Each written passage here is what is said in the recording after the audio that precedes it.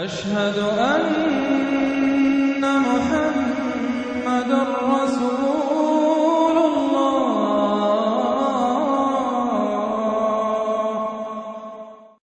ان میں سب سے پہلی سورۃ العنکبوت. بسم اللہ الرحمن الرحیم. الف لام میم. احسب الناس ان يتركوا ان يقولوا آمنا وهم لا يفتنون. صدق اللہ العظیم. یہ صورت مبارکہ اچھی طرح نوٹ کر لیجئے کہ تقریباً تعین کے ساتھ ہم کہہ سکتے ہیں کہ یہ سن 5 نبوی میں نازل ہوئی ہے، اور صورت اس وقت یہ ہو چکی تھی مکے کے اندر کہ مسلمانوں کو ہر طرح سے ستایا جا رہا تھا. 3 سال تک تو یہ ہوا ہے، حضور نے جب اپنی دعوت کا آغاز کیا تو پہلے 3 سال تو یہ ہے کہ کوئی زیادہ الارم محسوس نہیں کیا، خطرہ محسوس نہیں کیا مکے والوں نے، بلکہ انہوں نے کوشش یہ کی کہ چٹکیوں میں اڑا دیں. استہزاء ہے، تمسخر ہے، شاعر ہے، ساحر ہے، یہ ہے وہ ہے، جو بھی کہہ کر کہ جیسے کہ ول جو ہوتی ہے کسی کی، اگر یہ ان کی جو ول ہے اس کو کل کر دیا جائے تو اگر یہ بددل ہو کر بیٹھ جائے محمد تو یہ سارا معاملہ خود ہی ختم ہو جائے گا. جو داعی ہے، جو لیڈر ہے، اگر اس کی جو قوت ارادی ہے اسے کسی طرح ختم کر دیا جائے تو استہزاء سے، تمسخر سے، یہ پرسیکیوشن جو تھی وربل تھی، زبانی. لیکن جب انہوں نے دیکھا کہ یہ دعوت تو بڑھ رہی ہے، اور سب سے بڑھ کر یہ ہے کہ ہمارے غلاموں کے طبقے میں سے لوگ ان کے پاس آ گئے ہیں اور ایمان لے آئے ہیں، اور ہمارے نوجوان ان کے گرویدہ ہو گئے ہیں، ہمارے نوجوان ان کے پر ایمان لے آئے ہیں، اور اونچے گھرانوں کے نوجوان، مصعب بن عمیر آ گیا ہے، اور عثمان ابن عفان آ گیا ہے رضی اللہ تعالیٰ عنہما، اور فلاں آ گئے ہیں، سعد بن ابی وقاص آ گیا، وہ بھی نوجوان تھے. یہ جو اس طرح کے اونچے گھرانوں کے لوگ آ گئے ہیں. تب انہوں نے پھر فیصلہ کیا کہ اب ان کو سزا دی جائے، انہیں مارا جائے، انہیں گھروں میں بند رکھا جائے. اور خاص طور پر جو غلام تھے بیچارے، جن کے کوئی وہاں حقوق تھے ہی نہیں. غلام تو اپنے آقا کی ملکیت ہوتا تھا، وہ اگر آقا اپنے غلام کو قتل بھی کر دے تو اس پر کوئی جرم نہیں، اس لیے کہ ایسے ہی ہے جیسے کہ آپ کی بکری تھی، جب تک آپ نے چاہا گھر میں اپنے باندھے رکھا، اس کا دودھ پیا، جب آپ نے چاہا اس کو ذبح کیا اور گوشت کھا لیا، تو اس میں آپ کو کون پوچھے گا کہ یہ بکری کیوں ذبح کی تم نے؟ بھائی بکری میری ملکیت تھی. اسی طریقے سے غلام کو تو جو چاہے وہ کر سکتے تھے، جس طرح چاہیں ستائیں، ماریں، ہلاک کر دیں، کوئی ان پر مقدمہ قائم نہیں ہو سکتا ایسا، اس لیے کہ وہ اس کی ملکیت تھے. تو سب سے زیادہ شدید معاملہ جو ہوا ہے وہ غلاموں کے ساتھ ہوا. حضرت بلال رضی اللہ تعالیٰ عنہ، حضرت ابو فقیر رضی اللہ تعالیٰ عنہ. پھر یہ کہ کچھ اور لوگ وہاں پر ایسے تھے جو حلیف کی حیثیت سے رہتے تھے، وہ قرشی نہیں تھے، غلام بھی نہیں تھے لیکن قرشی بھی نہیں تھے. لیکن یہ کہ مکے میں ان کا قیام تھا کسی قرشی کے امان، اس سے امان لے کر، اس کے حلیف کی حیثیت سے. جیسے یہ آئے تھے جو یاسر رضی اللہ تعالیٰ عنہ، یہ یمن سے آئے تھے، بلکہ ان کے بارے میں یہ معلوم ہوتا ہے کہ انہیں خواب آیا تھا کہ آخری نبی کے ظہور کا وقت ہے، کیونکہ یمن میں عیسائی تھے اور وہاں چرچا موجود تھا ان چیزوں کا. اس حوالے سے ان کے علم میں جب یہ بات آئی اور انہیں اندازہ ہوا کہ اس علاقے میں نبی کا ظہور ہونا ہے تو وہ یہاں آ گئے. اور ابو جہل کا ایک چچا تھا، وہ شریف انسان تھا، اس کا حلیف بن کر اور اس کی زیر کفالت انہوں نے مکے میں رہنا شروع کر دیا. اور اسی کی یہ لونڈی تھی حضرت سمیہ رضی اللہ تعالی عنہ. تو جو آقا تھا ابو جہل کا چچا، اس کی اجازت سے حضرت سمیہ سے نکاح کر لیا، اور اللہ نے ان کو بیٹا دیا جس کا نام عمار ہے. تو عمار اور ان کے والد یاسر اور والدہ عمار کی اور یاسر کی اہلیہ یہ سمیہ، یہ 3 کا خاندان تھا. وہ جو چچا تھا ابو جہل کا، اس کا انتقال ہو گیا، اب گویا کہ اس خاندان کی سربراہی ابو جہل کے ہاتھ میں ہے. تو اس نے ان 3 پر جو بھی تشدد کیا ہے سب سے زیادہ. 2 کو تو اس ٹارچر کے ذریعے سے، اور ٹارچر کے پھر آخری نتیجے میں ان کو دونوں کو شہید کر دیا، حضرت یاسر کو بھی اور حضرت سمیہ کو بھی رضی اللہ تعالیٰ عنہما. اور عمار نے بمشکل جو ہے جان بچائی، اپنی ایک کلمہ کفر کہہ کر پھر انہوں نے جان بچا لی، اور پھر اس پر پچھتائے بھی بہت. یہ میں نے کلمہ کفر کیوں کہا، لیکن قرآن مجید میں یہ بات واضح کر دی گئی کہ صرف جان بچانے کے لیے کلمہ کفر انسان کہہ دے اور اس کا دل جو ہے وہ مطمئن ہو ایمان کے اوپر، تو اللہ تعالیٰ معاف فرمانے والا ہے. بہرحال یہ جو تشدد ہو رہا تھا شدید، انہی میں سے ایک ہے خباب بن الارت رضی اللہ تعالیٰ عنہ. یہ لوہار کا کام کرتے تھے، یہ بھی کوئی اونچے گھرانے کے آدمی نہیں تھے. ان کے ساتھ بھی پھر جو کچھ کیا گیا ہے، ان کے ساتھ وہ واقعہ پیش آیا کہ دہتے ہوئے انگارے جو ہیں وہ لٹائے، زمین کے اوپر بچھائے گئے. انہیں بلایا گیا، اتارو اپنا کرتا اتار دیا، اب لیٹ جاؤ ان کے اوپر. ننگی پیٹھ کے بل وہ دہتے ہوئے انگاروں پر لٹا دیے گئے. پھر یہ کہ اسی انگاروں سے ان کی کھال جو ہے وہ جلی اور پیٹھ کی چربی پگھلی، اس سے وہ انگارے جو ہیں وہ ٹھنڈے ہوئے. تو یہ صورتحال تھا. تو وہ حضرت عمار جو ہے خباب بن الارت رضی اللہ عنہ، وہ راوی ہیں کہ جب ہم پر یہ شدت اتنی ایسی ہو گئی کہ ناقابل برداشت ہو گئی تو ہم پھر حضور کی خدمت میں حاضر ہوئے، اور حضور اس وقت جو ہے خانہ کعبہ کے ایک دیوار کے سائے میں ذرا ایک طرف کو سایہ تھا، تو آپ نے اپنی ایک چادر جو ہے اس کا تکیہ بنایا ہوا تھا اور آپ استراحت فرما رہے تھے۔ تو ہم گئے، ہم نے کہا کہ اے اللہ کے رسول، کیا آپ ہمارے لیے دعا نہیں کرتے، ہمارے لیے اللہ کو نہیں پکارتے؟ ہمارے لیے اب یہ چیزیں ناقابل برداشت ہو رہی ہیں، کب تک ہم جھیلیں گے، کب تک برداشت کریں گے؟ لیکن یہ کہ وہ کہتے ہیں کہ حضور کو یہ ناگوار گزرا، آپ اٹھ کر بیٹھ گئے اور آپ نے فرمایا خدا کی قسم تم جلدی مچا رہے ہو، ابھی تو تم پر وہ چیزیں آئی ہی نہیں ہیں جو تم سے پہلوں پر آئی تھیں۔ ان کے ساتھ تو یہ بھی ہوتا تھا کہ ایک شخص کو لا کر آدھا زمین میں گاڑ دیتے تھے اور باقی جسم جو آدھا اس کا ہوتا تھا زمین سے باہر، تو سر کے اوپر آرا رکھ کر چیرنا شروع کر دیتے تھے اور پورے جسم کو دو حصوں میں بانٹ دیتے تھے، یہ بھی ہوتا تھا۔ زندہ آگ میں جلا دیتے تھے، یہ بھی ہوتا تھا۔ تو تم جلدی کر رہے ہو، خدا کی قسم وہ دن تو آئے گا کہ ایک سوار صنعا سے حضرت موت تک جائے گا، اس سے سوائے اللہ کی کسی کا خوف نہیں ہوگا، لیکن بہرحال تمہیں صبر کرنا ہوگا۔ وہ انداز ہے اس رکوع کا۔ یہ جو پہلا رکوع ہے سورہ عنکبوت کا، یہ گویا کہ ایک تحریک اور ایک دعوت، اور انقلابی تحریک ہو، انقلابی دعوت ہو، اس میں جو آزمائشیں آتی ہیں، تکلیفیں آتی ہیں، مصائب آتے ہیں، ظاہر بات ہے لوگوں کو قربانیاں دینی پڑیں گی تبھی کوئی کام ہوگا، بغیر اس سے تو نہیں ہوتا۔ اور جب تصادم کا مرحلہ شروع ہو جائے، جب یہ ہے کہ ایک جو معاشرہ جو ہے جس کے اندر کہ وہ کام کر رہے ہیں وہ محسوس کریں کہ یہ ہمارے لیے خطرہ بن گئے ہیں، وہ پرسیکیوٹ کریں اور انہیں ستائیں، تو پھر اس وقت جو مسائل ہوں گے ذہنوں کے اندر، ان کا حل ہے اس میں۔ اور یہ اس اعتبار سے ضربۃ السلام ہے پورے قرآن مجید میں، اس موضوع کے اعتبار سے یہ چوٹی ہے۔ جیسے کہ میں نے آپ کو حدیث سنائی، لکل شیء ضربۃ یا کل شیء سنام، ہر شے کی ایک چوٹی ہوتی ہے۔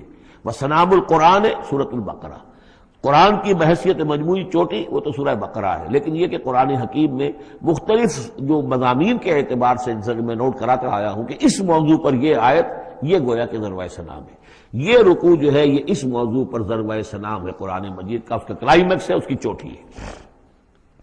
الف لام میم احسب الناس ان یترکوا ان یقولوا آمنا وهم لا یفتنون، کیا لوگوں نے یہ سمجھا تھا کہ وہ چھوڑ دیے جائیں گے صرف یہ کہنے سے کہ ہم ایمان لے آئے اور انہیں آزمایا نہ جائے گا؟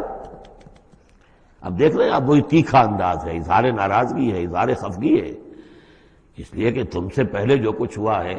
اب یہ 3 آیتیں میں آپ کو نوٹ کرا چکا ہوں، سورہ بقرہ کی آیت نمبر 214، ام حسبتم ان تدخلوا الجنة ولما يأتكم مثل الذين خلوا من قبلكم مستهم البأساء والضراء وزلزلوا حتى يقول الرسول والذين آمنوا معه متى نصر الله ألا إن نصر الله قريب۔ یہ آیت ہم پڑھ چکے ہیں۔ اسی کی ہم مضمون آیت جو ہے سورہ آل عمران میں آئی ہے، آیت نمبر 142۔ اسی کی ہم مضمون آیت آ چکی ہے سورہ توبہ میں، آیت نمبر 16۔ لیکن یہ کہ یہ مکی قرآن میں یہ آیت ہے، یہ ہے جڑ اور بنیاد، جو ہے کہ اس کا ظہور جو ہو رہا ہے، پھر یوں سمجھیے کہ یہ کلی کھلی ہے تو 3 اس کی جو پتیاں نمایاں ہوئی ہیں اس آیت کی، وہ سورہ بقرہ، سورہ آل عمران اور سورہ توبہ میں ہے۔ حسب الناس، اور ناس کہا ہے، یہ بھی نہیں کہ اہل ایمان کو یہ غلط فہمی ہو گئی تھی، یہ بھی ایک طرح سے عتاب کا انداز ہے، اللہ تعالیٰ ناراضگی کا اظہار کر رہے ہیں، تم جلدی مچا رہے ہو۔ احسب الناس ان یترکوا ان یقولوا آمنا وهم لا یفتنون، کیا لوگوں نے یہ سمجھا تھا کہ وہ یہ کہنے سے جنت میں داخل ہو جائیں گے، چھوڑ دیے جائیں گے کہ وہ ہم ایمان لے آئے، انہیں آزمایا نہ جائے گا؟ وَلَقَدْ فَتَنَّا الَّذِينَ مِن قَبْلِهِمْ، ہم نے تو جو بھی ان سے پہلے تھے ان کو بھی آزمایا ہے، ہر ایک کو آزمایا، آزمائش کے بغیر ہم نہیں کسی کے ایمان کو تسلیم کرتے۔ فَلَيَعْلَمَنَّ اللَّهُ الَّذِينَ صَدَقُوا وَلَيَعْلَمَنَّ الْكَاذِبِينَ، تو اللہ تعالیٰ تو ظاہر کر کے رہے گا، لفظی ترجمہ تو ہوگا اللہ جان کر رہے گا، لیکن اللہ تعالیٰ کا علم تو قدیم ہے، جو کچھ ان کے دلوں میں اللہ جانتا ہے، لیکن اللہ ظاہر کر دے گا کہ کون کتنے پانی میں ہے، کون منافق ہے، کون ضعیف الایمان ہے، کون قوی الایمان ہے، کون صادق الایمان ہے، کوئی کون جو ہے جھوٹ موٹ کا مومن بنا ہوا ہے، کون وہ دودھ پینے والا مجنو ہے اور کون واقعتاً جانثار مجنو ہے، یہ سب کچھ پتہ چلتا ہے آزمائشوں سے۔ اور ہم نے تو آزمایا ہے ان کو بھی جو ان سے پہلے تھے، تو لازماً اللہ واضح کر کے رہے گا، مبرہن کر دے گا ان کو بھی کہ جو سچے ہیں، اور وہ یقیناً واضح کر دے گا، نمایاں کر دے گا ان کو بھی جو جھوٹے ہیں۔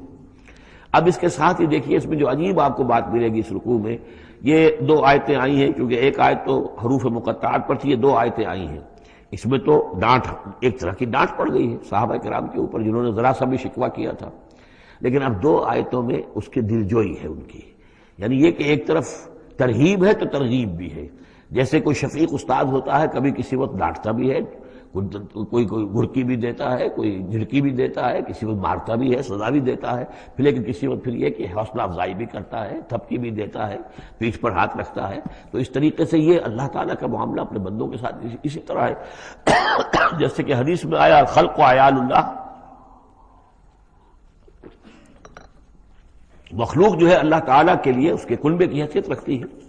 تو دو آیتیں جو آئی ہیں وہ تو گویا کہ ایک طرح سے سرزنش کی اور اظہار ناراضگی، اظہار خفگی۔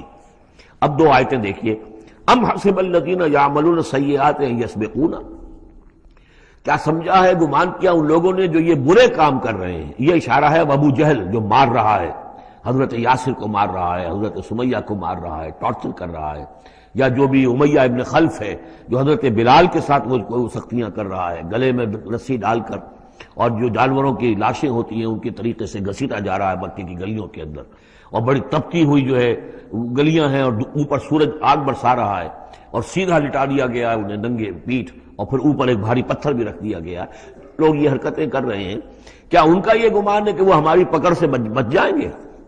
اب یہ بات ان کی طرف آئی تو گویا کہ اہل ایمان کے لیے ایک دل جوئی اور تشفی، ان کے زخموں پر مرہم رکھا جا رہا ہے کہ یہ نہ سمجھو کہ یہ بچے رہیں گے، ایک وقت آئے گا۔ چنانچہ خود حضرت بلال رضی اللہ تعالیٰ عنہ نے غزوہ بدر میں امیہ ابن خلف جو ان کا آقا تھا اسے قتل کیا ہے۔ حالانکہ حضرت عبد الرحمن ابن عوف نے کوشش کی، اس کے ساتھ کچھ ان کے تعلقات تھے پرانے، اس کے بنا پر اس کو بچانے کی کوشش کی کہ تاکہ اسے قید کر لیں، قتل نہ ہونے دیں، قیدی ہو جائے تاکہ پھر یہ کہ وہ فدیہ دے کر چھوٹ سکے۔ لیکن حضرت بلال کو جو غصہ تھا اس پر، تو پورا غصہ انہوں نے اس وقت اتارا ہے۔ اور یہی بات میں کہا کرتا ہوں کہ جو مکے میں 12 برس کہا گیا کہ ذرا اپنے ہاتھ روکے رکھو، تو نالا ہے بلبل شوریدہ تیرا خام ابھی، اپنے سینے میں اسے اور ذرا تھام ابھی، ایک وقت آئے گا کہ تمہارے ہاتھ کھول دیے جائیں گے۔ اور وہ ہم سورہ حج میں پڑھ چکے ہیں، اذن للذین یقاتلون بانہم ظلموا، اب تک تمہارے ہاتھ ہم نے باندھے رکھے ہوئے تھے اور اب تمہارے ہاتھ کھولے جا رہے ہیں۔ اب حسب الذین یعملون السیئات ان یسبقونا ساء ما یحکمون، کیا یہ سمجھتے ہیں ابو جہل اور یہ امیہ ابن خلف اور اسی کے قبیل کے اور لوگ کہ جو یہ حرکتیں کر رہے ہیں ہم نے انہیں چھوٹ دی ہوئی ہے، اس وقت ہمارے ان اہل ایمان بندوں پر جو چاہیں یہ کر لیں، ہمیں کچھ دیر کے لیے ہم نے ان کو آزادی دے رکھی ہے، لیکن بالآخر پکڑیں گے انہیں تو ان بطش ربک لشدید، وہ پکڑ بھی بڑی سخت ہوگی۔ دوسری آیت جو ہے مزید ان کی دلجوئی کے لیے، من کان یرجو لقاء اللہ فإن اجل اللہ لآت، جو کوئی بھی اللہ سے ملاقات کا امیدوار ہے اسے یقین رکھنا چاہیے کہ اللہ کی ملاقات کا وہ معین وقت آ کر رہے گا۔ یعنی اے بلال اور اے ابو فقیہ اور اے خباب، تمہیں کہیں یہ گمان نہ ہو، شیطان یہ وسوسہ نہ کہیں تمہارے دلوں میں ڈالے اور تمہیں پریشان کرے کہ پتہ نہیں آخرت ہونی بھی ہے کہ نہیں ہونی ہے۔ جیسا کہ میں نے عرض کیا تھا کہ دنیا نقد ہے، آخرت ادھار ہے۔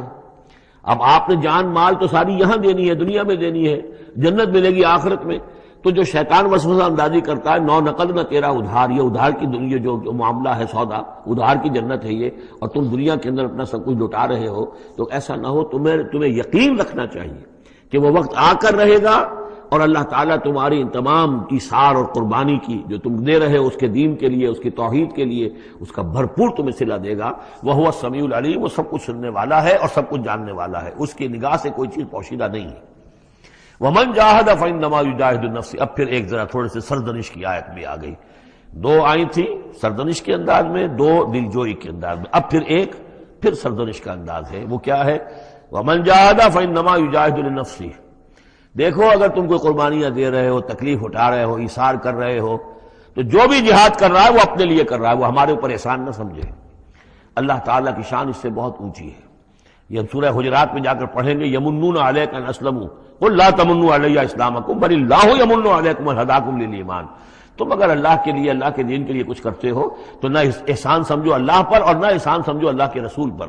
اللہ کا احسان ہے کہ اس نے تمہیں قبول کر لیا ہے اور تمہیں یہ ساری کام کرنے کی توفیق وہ دے رہا ہے، یہ احسان مانو۔ منت منع کی خدمت سلطان ہمیں کو نہیں، اس کا احسان نہ دھرو بادشاہ پر کہ تم خدمت کر رہے ہو بادشاہ کی۔ منت شناسزو کہ بخدمت بداشتت، اس کا احسان مانو کہ اس نے تمہیں خدمت کا موقع دیا ہے۔ تو اللہ تعالیٰ کا احسان مانو اور یہ نہ سمجھو کہ تم اللہ پر کوئی احسان کر رہے ہو۔ ومن جاہد فإنما یجاہد لنفسہ، اب دیکھ رہے ہیں کہ کس قدر متعلق یہ چیزیں ہیں، انسانی احساسات ہوتے ہیں، اس طرح کے خیالات آتے ہیں۔ ان اللہ لغنی عن العالمین، اللہ تعالیٰ تو تمام جہانوں سے غنی ہے، اسے کسی کی احتیاج نہیں ہے۔ والذین آمنوا وعملوا الصالحات، اب ایک آیت آ رہی ہے پھر دلجوئی والی، اور جو لوگ ایمان لائے اور جو لوگ نیک عمل کریں گے، ایمان کے تقاضے پورے کریں گے، ثابت قدم رہیں گے، ان مصیبتوں کو جھیلیں گے، لَنُكَفِّرَنَّ عَنْهُمْ سَيِّئَاتِهِمْ، ہم لازماً دور کر دیں گے ان سے ان کی برائیوں کو، ان کے نامہ اعمال کے اوپر اگر کوئی دھبے ہوئے بھی، کوئی چھینٹی ہوئی بھی تو ہم انہیں ہٹا دیں گے، اور وَلَنَجْزِيَنَّهُمْ أَحْسَنَ الَّذِي كَانُوا يَعْمَلُونَ، اور ہم لازماً بدلہ دیں گے۔ اس رکوع میں آپ دیکھ رہے ہیں کہ یہ جو لام مفتوح شروع میں اور پھر نون مشدد جو ہے وہ کس قدر تکرار کے ساتھ آ رہا ہے۔ فَلَيَعْلَمَنَّ اللَّهُ الَّذِينَ صَدَقُوا وَلَيَعْلَمَنَّ الْكَاذِبِينَ، آیت نمبر 3 کے اندر بھی 2 مرتبہ وہ صیغہ آیا۔ اب یہاں جو آیا لَنُكَفِّرَنَّ عَنْهُمْ سَيِّئَاتِهِمْ، ہم لازماً ان سے ان کی برائیوں کو دور کر دیں گے، وَلَنَجْزِيَنَّهُمْ أَحْسَنَ الَّذِي كَانُوا يَعْمَلُونَ، اور یقیناً بدلہ دیں گے انہیں بہت عمدہ ان کے اعمال کا۔ وَوَصَّيْنَا الْإِنسَانَ بِوَالِدَيْهِ، اب ایک مسئلہ اور تھا عملی، جو لوگ ایمان لائے تھے نوجوان تھے، جو ان میں سے نوجوان تھے، اب ان کے لیے مسئلہ یہ ہو گیا کہ والدین کہہ رہے ہمارے حقوق ہیں تمہارے اوپر، ہم نے تمہیں پالا پوسا ہے، لہذا ہمارا حکم مانو۔ ہم کہتے ہیں کہ محمد سے تم اپنا تعلق توڑ لو، چھوڑو اس کو، دین کو، کیوں اس میں لگے ہوئے ہو؟ آخر تم ہماری اولاد ہو، ہم نے تمہیں پالا، خاص طور پہ ماں حضرت سعد بن ابی وقاص کی والدہ، والد تو فوت ہو چکے تھے لیکن والدہ جو ہے اس نے بڑے ناز و نام میں پالا تھا۔ اب اس کے بعد اس نے جو ہے مرن برت رکھ لیا اس عورت نے، ماں جو تھی حضرت سعد بن ابی وقاص کی، اگر سعد اپنے باپ کے دین میں واپس نہیں آتا تو میں اپنے آپ کو ہلاک کر دوں گی، مر جاؤں گی، نہ کچھ کھاؤں گی نہ پیوں گی۔ اب دیکھیے اس نوجوان سلیم الفطرت نوجوان جو ایمان لایا ہے محمد صلی اللہ علیہ وسلم، بہرحال وہ ایک شریف انسان ہے، نوجوان ہے، ماں کی یہ حالت دیکھ رہا ہے تو کتنے بڑے امتحان سے دوچار ہو گیا۔ تو مسئلہ پیدا ہوا کہ معاملات میں کیا کیا جائے۔ ایک والدین کے جو احسانات ہیں وہ اپنی جگہ ہیں، والدین کا کے ساتھ حسن سلوک خود قرآن مجید میں 4 جگہ میں نوٹ کر آیا ہوں۔ اللہ کے حق کے فوراً بعد والدین کا حق ہے۔ تو اب عملی سوال یہ ہے کہ جہاں یہ دونوں حق ٹکرا جائیں، والدین جو ہے شرک کا حکم دے رہے ہیں، والدین دین کے خلاف حکم دے رہے ہیں، تو کیا کریں؟ فرمایا وَوَصَّيْنَا الْإِنسَانَ بِوَالِدَيْهِ، ہم نے وصیت کی ہے انسان کو اس کے والدین کے بارے میں، حسن سلوک کی وصیت ہم نے کی ہے، بار بار کی ہے۔ وَإِن جَاهَدَاكَ لِتُشْرِكَ بِمَا لَيْسَ لَكَ بِهِ عِلْمٌ، لیکن اگر وہ تم پر دباؤ ڈالیں، تم سے جہاد کریں۔ اب دیکھیے جہاد کا لفظ یہاں مشرک والدین کے لیے آ رہا ہے، جہاد جد و جہد کرنا، کوشش کرنا، دباؤ ڈالنا۔ وَإِن جَاهَدَاكَ لِتُشْرِكَ بِمَا لَيْسَ لَكَ بِهِ عِلْمٌ، کہ میرے ساتھ تم شریک کرو اور شرک کرو میرے ساتھ، اور شریک ٹھہراؤ ایسی چیزوں کو جس کے لیے تمہارے پاس کوئی علم نہیں، فَلَا تُطِعْهُمَا، تو ان کا کہنا نہ مانو۔ گویا کہ یہاں وہ اپنی لمٹ سے ایکسیڈ کر رہے ہیں۔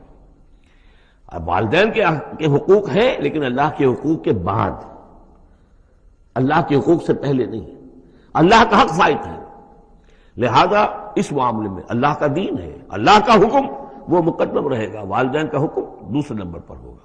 ہاں یہ ہے کہ ایک بندہ جو ہے ایک نوجوان وہ یہ ضرور کرے کہ ڈانٹ کر نہ بات کرے، ڈپٹ کر بات نہ کرے، سینہ تان کر نہ کرے، اس طرح کرے جیسے کہ حضرت ابراہیم یا ابتے یا ابتے یا ابتے، وہ ابا جان امی جان آپ دیکھیے میرے لیے مجبوری ہے، میں نہیں کر سکتا ہوں، آپ اس معاملے کے اندر مجھ پر جو ہے وہ دباؤ نہ ڈالیں، نرمی کے ساتھ ان میں جس طریقے سے بھی ہو، لیکن یہ ہے کہ ماننا نہیں ہے۔ یہ بات اور مزید کھل کر آئے گی سورہ لقمان میں۔ وَإِن جَاهَدَاكَ لِتُشْرِكَ بِمَا لَيْسَ لَكَ بِهِ عِلْمٌ فَلَا تُطِعْهُمَا، تو ان دونوں کا کہنا مت مان۔ إِلَيَّ مَرْجِعُكُمْ، میری ہی طرف تمہیں لوٹ کر آنا ہے، فَأُنَبِّئُكُم بِمَا كُنتُمْ تَعْمَلُونَ، اور پھر میں تمہیں بتا دوں گا، جتلا دوں گا جو کچھ کہ تم کرتے رہے تھے۔ اب یہاں بھی ایک مسئلہ پیدا ہوتا ہے کہ یہ لوگ اپنے گھر والوں سے کٹ رہے ہیں، والدین سے کٹ رہے ہیں، بھائی سے جدا ہو رہے ہیں۔ اب یہ عتبہ ابن ربیعہ جو بہت بڑا سردار تھا، ان کے بڑے بیٹے جو ہے حذیفہ ابن عتبہ، وہ ایمان لے آئے، اور چھوٹا بھائی وہ تھا کہ جو میدان میں گیا، میدان میں باپ کے ساتھ غزوہ بدر میں جو پہلے جو 3 جو ہے واصل جہنم ہوئے وہ بھی تھا، ولید بن عتبہ غالباً نام تھا اس کا۔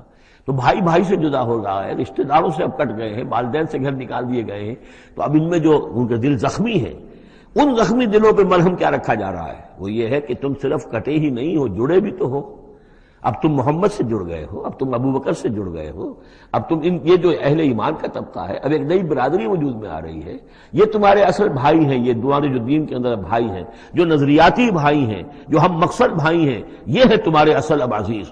تو اللہ تعالیٰ نے اگرچہ تمہیں کٹنے کا بھی حکم دے دیا ہے، لیکن یہ کہ اس نے تمہارے لیے ایک رفاقت فراہم کی ہے۔ والذین آمنوا وعملوا الصالحات لندخلنہم فی الصالحین، اور یقیناً وہ لوگ جو ایمان لائے اور نیک عمل کرے انہیں داخل کریں گے صالحین میں۔ اور یہ داخلہ دنیا میں بھی ہو گیا. محمد رسول اللہ نے انہیں چھاتی سے لگایا، سینے سے لگایا، اور جیسا کہ 2 دفعہ ہم پڑھ چکے ہیں، حضور کو اللہ تعالیٰ حکم دے رہا ہے کہ آپ ان کے سامنے ذرا اپنے کندھے تواضع، آپ اے محمد آپ تواضع اختیار کیجئے، ان کے سامنے اپنے کندھے جھکائیے. وَاخْفِضْ جَنَاحَكَ لِلْمُؤْمِنِينَ، اور وَاخْفِضْ جناحک لمن اتبعک من المؤمنین 2 دفعہ آ چکا، سورہ ہجر میں آ چکا، سورہ طہ میں آ چکا. تو گویا کہ یہ اللہ تعالیٰ نے اپنا احسان بتایا. اور پھر آخرت میں اولئک مع الذین انعم اللہ علیہم من النبیین والصدیقین والشہداء والصالحین، ان کی رفاقت حاصل ہوگی. اب ایک اور بڑا مسئلہ آ رہا ہے، ومن الناس من یقول آمنا باللہ، لوگوں میں سے کچھ ایسے بھی ہیں جو کہتے ہیں ہم ایمان لے آئے اللہ پر، اور لاتے بھی ہیں خلوص کے ساتھ، اخلاص کے ساتھ، کوئی جھوٹ نہیں، کوئی فریب نہیں. ظاہر بات ہے کہ مکے میں کوئی فریب کے لیے کوئی ایمان لانے والا نہیں تھا، وہ تو حالات ایسے پیدا ہوئے مدینے میں آ کر کہ جہاں ایمان کا اعلان فریب کے تحت بھی ہونے لگا. لیکن یہ کہ مکے میں تو ظاہر بات ہے جو ایمان لایا اس کو مار پڑنی شروع ہو گئی، تو اس میں خامخواہ کہے کے لیے کوئی شخص جو ہے وہ جھوٹ موٹ کا ایمان کائے کو لائے گا. لیکن یہ ضرور ہوتا ہے کہ کچھ لوگ کم ہمت ہوتے ہیں، جیسا کہ میں بارہا آپ سے عرض کر چکا ہوں. کچھ لوگ باہمت ہوتے ہیں، کچھ کم ہمت ہوتے ہیں. باہمت وہ ہے کہ جو ایمان لائے اب ہر چے بعد آباد، حد جو ہو سو ہو، ماں کشتی درا بنداختے، جان جاتی ہے جائے کوئی بات نہیں، جو ہو سو ہو. کچھ لوگ ہوتے ہیں جن میں اتنی ہمت نہیں ہوتی، گھبرا اٹھتے ہیں. اب ان کو بتایا جا رہا ہے کہ دیکھو اگر تم نے استقامت کا ثبوت اپنا دیا تو اس کا نتیجہ کیا نکلے گا، تمہارا کیا انجام ہوگا. اب وہ ذرا ہے کہ اس میں ان کے لیے پھر تحدید ہے. ومن الناس، لوگوں میں سے کچھ ایسے بھی ہیں جو کہتے ہیں من یقول آمنا باللہ، ہم اللہ پر ایمان لائے. فَإِذَا أُوذِيَ فِي اللَّهِ، جب اللہ کی راہ میں اللہ کی توحید کو ماننے کی وجہ سے ان کو ایذا پہنچائی جاتی ہے، پرسیکیوٹ کیا جاتا ہے، انہیں ٹارچر کیا جاتا ہے، جعل فتنة الناس كعذاب اللہ، تو وہ لوگوں کی طرف سے ڈالی ہوئی فتنے کو، آزمائش کو، یہ ایسے اس سے گھبرا اٹھتے ہیں جیسے اللہ کے عذاب سے گھبرانا چاہیے. کم ہمتی ہے. وَلَئِن جَاءَ نَصْرٌ مِّن رَّبِّكَ، اور اے نبی اگر آپ کے رب کی طرف سے مدد آ جائے، صورتحال تبدیل ہو جائے، فتح آپ کو مل جائے، حالات اچھے ہو جائیں، لَيَقُولُنَّ إِنَّا كُنَّا مَعَكُمْ، اس وقت پھر یہ کہیں گے کہ ہم بھی تو آپ کے ساتھ ہی تھے. یہ کردار پہلے بھی آ چکا ہے، سورہ بقرہ میں آ چکا، سورہ حج میں آ چکا. وَمِنَ النَّاسِ مَن يَعْبُدُ اللَّهَ عَلَىٰ حَرْفٍ فَإِنْ أَصَابَهُ خَيْرٌ اطْمَأَنَّ بِهِ وَإِنْ أَصَابَتْهُ فِتْنَةٌ انقلب عَلَىٰ وَجْهِهِ خَسِرَ الدُّنْيَا وَالْآخِرَةَ. وہی کردار پھر یہاں پر آ گیا ہے. کوئی کہا کہ ہم ایمان لے آئے، لیکن جب تکلیف آئی، کوئی مصیبت آئی تو ایسے گھبرا گئے جیسے کہ اللہ کے عذاب سے گھبرانا چاہیے. لیکن یہ کہ اس کے بعد اگر نصرت آ جائے تو یہ آپ موجود ہوں گے کہ ہم بھی ساتھی تھے آپ کے.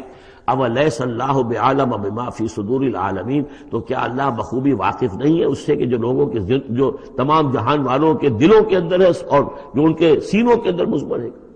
وَلَيَعْلَمَنَّ اللَّهُ الَّذِينَ آمَنُوا وَلَيَعْلَمَنَّ الْمُنَافِقِينَ، اور یقیناً اللہ ظاہر کر کے رہے گا سچے اہل ایمان کو اور ظاہر کر کے رہے گا منافقین کو. گویا کہ یہ شکل جو ہے یوں سمجھیے یہ وہ روگ ہے کہ یہ اگر بڑھ گیا، تم نے ابھی نپ دی ایول ان دی بڈ، ابھی فوری طور پر اس کی اصلاح کر لو، فوری طور پر علاج کر لو. ابھی ٹی بی کا تمہیں انفیکشن ہوئی ہے، فرسٹ سٹیج میں ہے، علاج کر لو. لیکن اگر کہیں تم نے اس وقت پرواہ نہ کی اس کی اور یہ مرض بڑھ گیا تو یہ منافقت تک لے جائے گا تمہیں. اللہ تعالیٰ پھر کھول دے گا کہ یہ منافقت ہے. تو یہ ہے اصل میں پورے مکی قرآن میں یہ ایک جگہ ہے جہاں لفظ منافقین آیا ہے. باقی کردار آیا ہے سورہ حج کے اندر بھی، لیکن وہاں لفظ منافق نہیں ہے. وَمِنَ النَّاسِ مَن يَعْبُدُ اللَّهَ عَلَىٰ حَرْفٍ فَإِنْ أَصَابَهُ خَيْرٌ اطْمَأَنَّ بِهِ وَإِنْ أَصَابَتْهُ فِتْنَةٌ انقلب عَلَىٰ وَجْهِهِ خَسِرَ الدُّنْيَا وَالْآخِرَةَ. لیکن یہاں کھول دیا گیا یہ کردار کس کا ہے، یہ تو پھر منافقت سے. وَلَيَعْلَمَنَّ اللَّهُ الَّذِينَ آمَنُوا وَلَيَعْلَمَنَّ الْمُنَافِقِينَ. اب ایک اور تیسرا پرابلم ہے، یہ 3 پرابلم یہاں پر ٹیکل کیے گئے ہیں. وہ نوجوان جن کے والدین ان کے اوپر دباؤ ڈال رہے تھے، یا وہ کم ہمت لوگ جو ان ایذاؤں سے گھبرا رہے تھے، اور تیسرا یہ ہے کہ کچھ بزرگ لوگ بڑے مخلصانہ انداز میں آ کر کہتے ہیں نوجوانوں سے، کہاں اپنے برباد کر رہے ہو، کیریئر برباد کر رہے ہو، اچھے بھلے تعلیم حاصل کر رہے تھے، تم جا رہے تم کس کام میں پڑ گئے ہو، اب تمہاری تعلیم اس درجے کی نہیں رہی ہے، تمہارا کاروبار اچھا جا رہا تھا، کیریئر تھا، تمہارا پروفیشن بہت چمک رہا تھا، اور تم اس کام میں پڑ گئے ہو. دیکھو یہ تو ایک شخص نے تمہیں ورغلا دیا. دیکھو ہمارے راستے پر چلو، راستہ صحیح یہی ہے. ہم آخر بوڑھے لوگ ہیں، ہمارا تجربہ ہے، ہم نے اپنے بال دھوپ میں سفید نہیں کیے ہیں. ہم تمہیں اپنے تجربے کی وجہ سے کہہ رہے ہیں کہ ہمارے راستے ہی پر چلتے رہو اور کوئی اس کے اندر نقصان نہیں ہوگا، کوئی اللہ کے یہاں پکڑ نہیں ہوگی. اور اچھا اگر اللہ کے یہاں پکڑ ہوئی تو تمہاری طرف سے ہم جواب دیں ہیں، تمہارے گناہوں کا بوجھ ہم اٹھا لیں گے. اب یہ گویا کہ نہایت ناصحانہ انداز، مخلصانہ انداز، بزرگانہ انداز، اس میں یہ بات کہی جاتی تھی. اب اس میں کیا کریں؟ اس کا جواب دیا گیا. وقال الذین کفروا للذین آمنوا اتبعوا سبیلنا، اور کہتے ہیں یہ کافر ان سے کہ جو ایمان لے آئے، ہمارے ہی راستے کی پیروی کرو، چلے آؤ انہی راستوں پر. ولنحمل خطایاکم، ہم اٹھا لیں گے تمہاری خطاؤں کو، یعنی تمہاری خطاؤں کا بوجھ، تمہارے گناہوں کی سزا ہم بھگت لیں گے. وما ہم بحاملین من خطایاہم من شیء، اور نہیں ہے وہ ان کی خطاؤں میں سے اٹھانے والے کچھ بھی. انہم لکاذبون، وہ جھوٹ بول رہے ہیں. ولا يحملن اثقالهم واثقالا مع اثقالهم، البتہ وہ اٹھائیں گے لازماً. پھر دیکھیے وہ ليعلمن الله الذين آمنوا ولا يعلمن المنافقین، اور یہاں پھر وہ لفظ آیا ولا يحملن اثقالهم، وہ لازماً اٹھائیں گے اپنے بوجھ بھی، اور جو گمراہ کرنے کی کوشش کر رہے ہیں اس کی وجہ سے اپنے بوجھوں میں اضافہ کر رہے ہیں، وہ مزید بوجھ ہوں گے. لیکن اے نوجوانوں، اگر تم نے ان کی بات مان لی تو تمہارے بوجھ جو ہے وہ نہیں رہ سکیں گے، وہ تمہیں کو اٹھانے پڑیں گے. ولا يسألن يوم القيامة عما كانوا يفترون، اور ان سے لازماً باز پرس ہوگی قیامت کے دن جو افترا وہ کرتے رہے تھے، جو جھوٹ انہیں گھڑا تھا کہ ہم تمہارے بوجھ اٹھا لیں گے، جبکہ لا تزر وازرۃ وزر اخری، قیامت میں کوئی نہیں ہے جان جو کسی دوسرے کا بوجھ اٹھا لے. یہ 13 آیات، بلکہ یہ کہ اگر حروف مقطعات نکال دے تو 12 آیات، یہ میں سمجھتا ہوں کہ کسی بھی انقلابی اسلامی تحریک کے کارکن کے لیے یہ حرز جان بننے والی آیات ہیں، کہ یہ معلوم ہے کہ اس کے ذہن میں، اس کے شعور میں پیوست ہو جائیں، جیسے کہ پتھر پر کھود دیا جائے اس طرح نقش ہو جائیں. بارک اللہ لی و لکم فی القرآن العظیم ونفعنی وإیاکم بالآیات والذکر الحکیم.